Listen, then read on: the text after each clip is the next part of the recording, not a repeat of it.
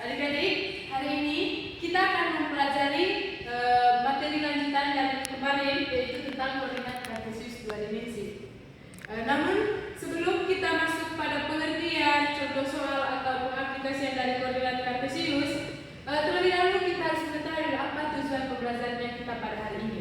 Baik, tujuan pembelajaran yang pertama yaitu peserta didik mampu menjelaskan pengertian sistem koordinat kartesius dua dimensi dengan benar. Yang kedua, peserta didik mampu menentukan koordinat satu titik pada bidang kartesius. Tujuan pembelajaran yang ketiga, peserta didik mampu mengidentifikasi kuadran dan posisi titik relatif terhadap suhu X dan suhu Y. Dan yang terakhir yaitu, peserta didik mampu memanfaatkan aplikasi GeoGebra untuk memvisualisasikan dan memplotting titik koordinat. Baik, langsung saja kita masuk pada pengertian dari koordinat kartesius. Baik, sebelumnya apakah ada yang tahu kira-kira apa itu koordinat kartesius? Baik, yang berikut kita akan masuk pada bagaimana cara menentukan bangun datar yang terbentuk dari titik-titik pada bidang kartesius.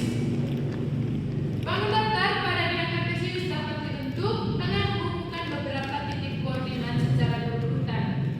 Nah, setiap titik itu dinyatakan dalam pasangan terurut seperti X, Y.